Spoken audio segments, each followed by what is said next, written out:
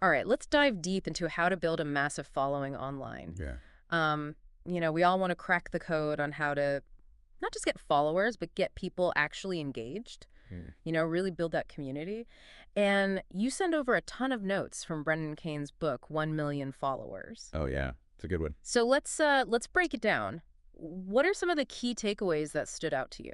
Well, I think the biggest thing is how he dismantles that myth that, follower count is everything. Right. Like you and I already know that, but it was interesting to see how much he emphasizes the quality over quantity. Yeah, totally. It's like having a million people in a room, but they're all talking over each other. Nobody's listening. Yeah. You want those people who are leaning in, taking action, spreading the word. What does he say specifically about engagement? How's he defining it? So he says it goes beyond just passive views. Okay. It's likes, comments, shares, actions that show real interest. Got it. Think of it as a conversation, not just a broadcast. I like that. And speaking of conversations, the book has this fascinating story about Julius Bine, this magician who totally blew up his following by prioritizing shares over view count. Right. Like 100,000 new followers a week? What was going on I there? mean, I think it speaks to the power of shareability as a growth engine. Yeah. His content clearly had that wow factor, that made people want to show their friends. It tapped into those emotions that are really shareable, like surprise or amusement. So it's not just about creating good content. It's about creating content that's inherently shareable by design. But then the book throws in this curveball, right? It says blindly following trends isn't the answer. Yeah. What's that all about? Yeah, Naveen Gowda, who's actually had billions of video views, talks about avoiding the trend trap. Oh, okay. He says you actually want to look for unique ideas even if they're off-trend, things that haven't been done to death. Yeah. Interesting. So it's about finding that sweet spot between what's resonating right now, but also bringing something fresh.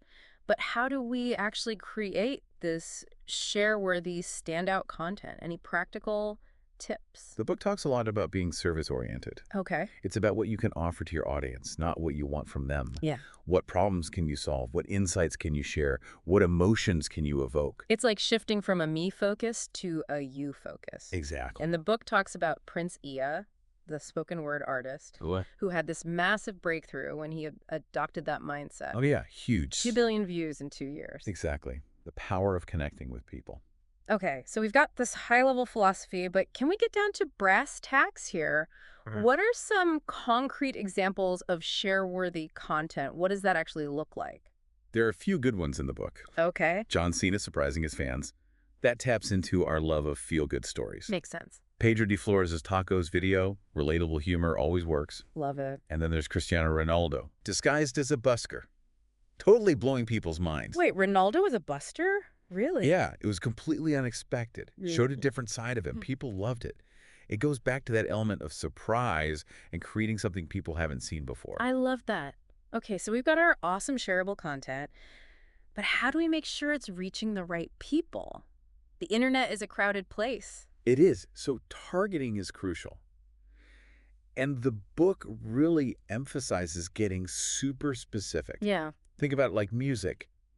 Back in the 70s, there were fewer genres, so most people listened to the same stuff. Right. But now, niche audiences everywhere. Yeah, totally. You really have to hone in on who you're trying to reach. So it's not enough to just say, I'm targeting women 25 to 35. Right. We need to go deeper. Yeah, what are their interests? What brands do they like? What are their pain points? Okay. You almost have to become obsessed with understanding your ideal audience. That's where the data analytics come in? Yes, exactly. Like using those Facebook insights to see who's engaging with your content.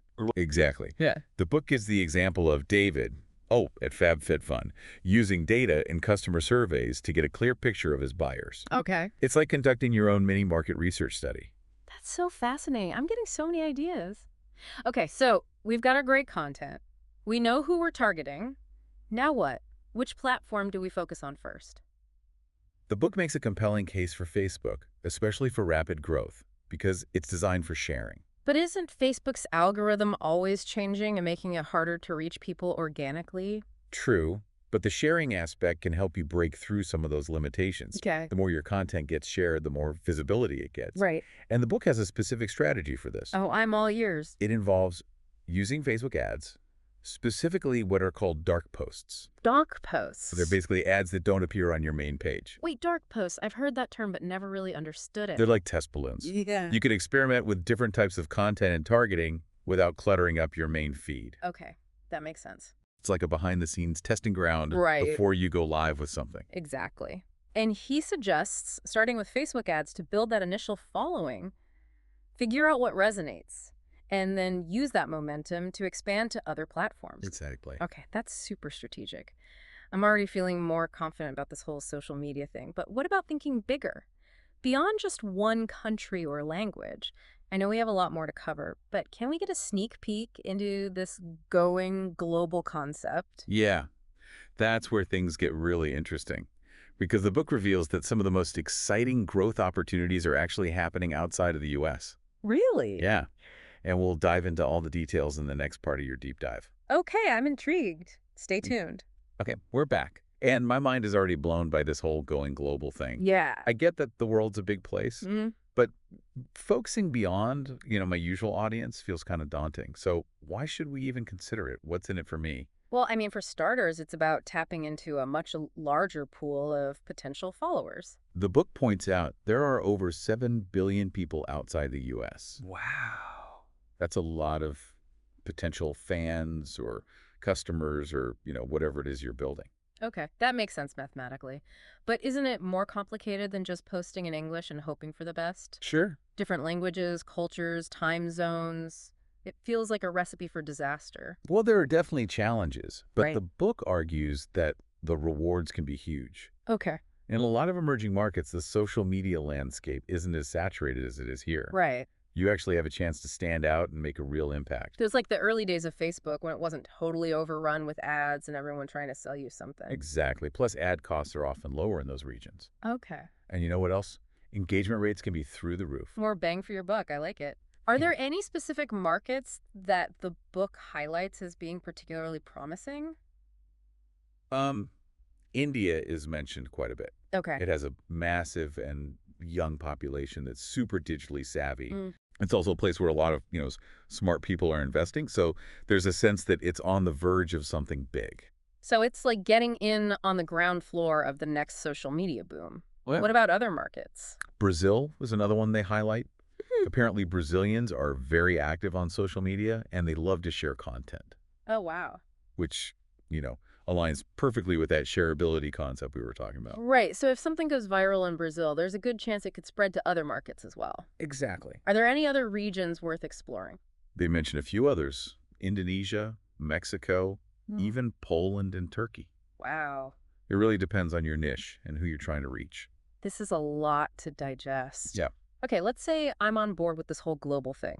Where do I even begin? Do I need to learn a bunch of new languages? Right. Become an expert in international relations? Well, luckily, you don't need to become a UN ambassador overnight. Okay, good. The book actually suggests a strategy we discussed earlier, which is using Facebook ads to test your content in lower-cost markets and then retargeting that same content to more expensive markets. Oh, right. Like using those dark posts to figure out what resonates before going all in. Exactly. So I could start by building a following in a place like India. Yeah. And then once I have some momentum, I could target that content to audiences in the US or other countries. You got it. It's a way to leverage those lower ad costs and higher engagement rates in emerging markets to help you break through in more competitive markets. That's a brilliant strategy, but wouldn't I need to translate all my content into different languages? That seems incredibly time-consuming and expensive. Well, it depends.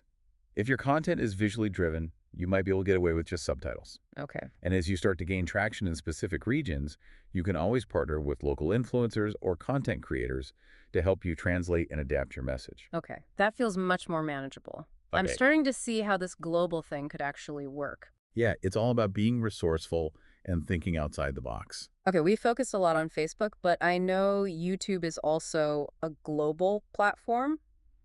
What are your thoughts on tackling YouTube? Yeah, the book has an entire chapter dedicated to YouTube strategies. It's important to understand that YouTube functions more like a search engine than a social network. Oh, interesting. So instead of focusing on shareability, it's more about optimizing for keywords and making sure your videos are showing up in search results. Okay, so think like a search engine marketer. Exactly. What are people searching for on YouTube? Right. How can I create content that answers their questions or solves their problems? That's it. Got it. Any other YouTube specific tips? Yeah, the book highlights the importance of choosing a specific theme for your channel and sticking with it. Consistency is key. Okay. You want people to know what to expect from you and to become the go-to expert in your niche. Right. Like if you love reviewing video games, don't randomly throw in a cooking tutorial. Exactly. Stick to what you know and what your audience expects. Exactly. And don't forget about engagement.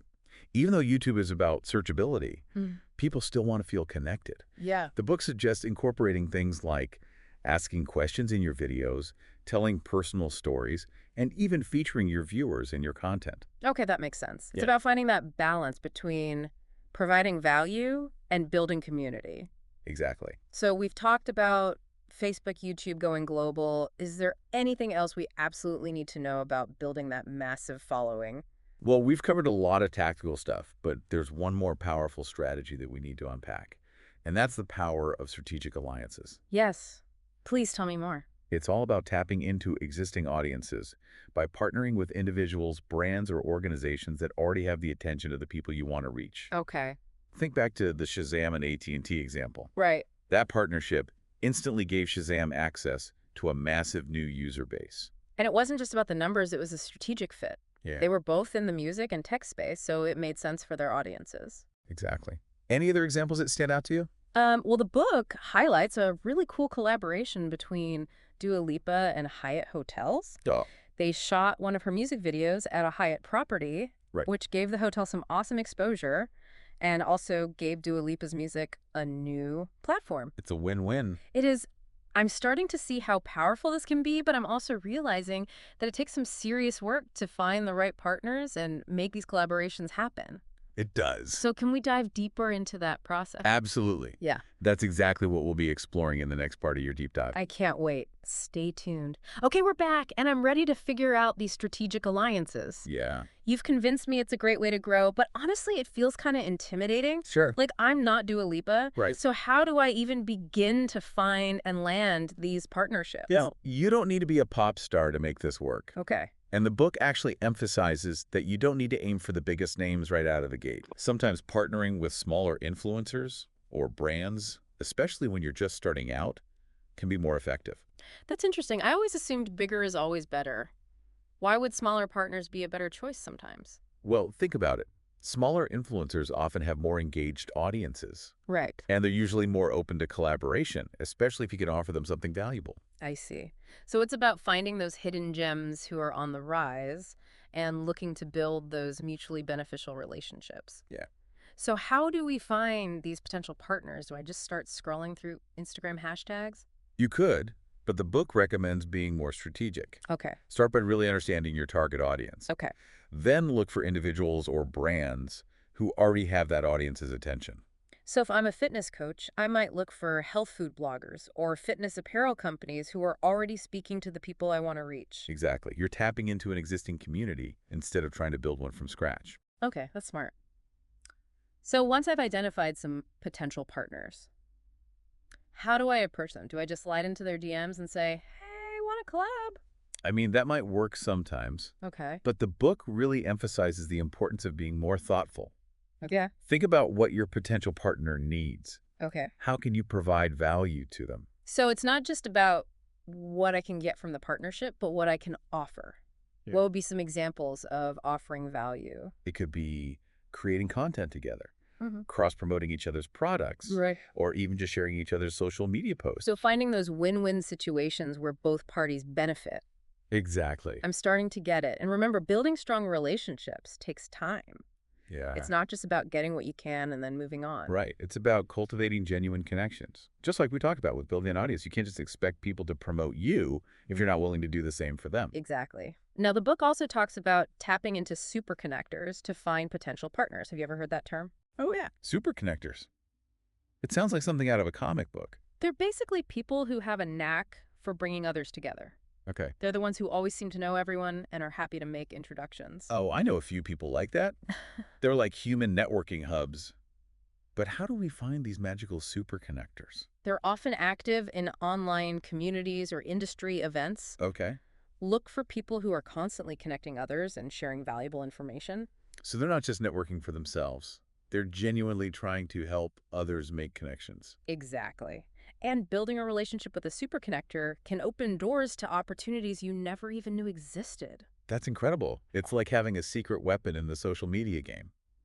So we've talked about finding partners, offering value. Is Yeah. there anything else we need to keep in mind when approaching potential collaborators? Yeah, the book talks about the importance of thinking about the headline your partnership will create. The headline, like a news headline. Yeah. It's about thinking about how the partnership will be perceived by the public. Yeah. Okay. Will it make a splash? Will it generate buzz? Does it tell a compelling story? Oh, I see. It's not just about the practical benefits of the partnership, but also about the PR value. Right. A great collaboration should create a story that people want to share. Exactly. It should be something that elevates both brands or individual Right. and makes people excited about what you're doing together. That's such a good point. Yeah. Okay, so as we're brainstorming potential partnerships, think about the narrative you're creating.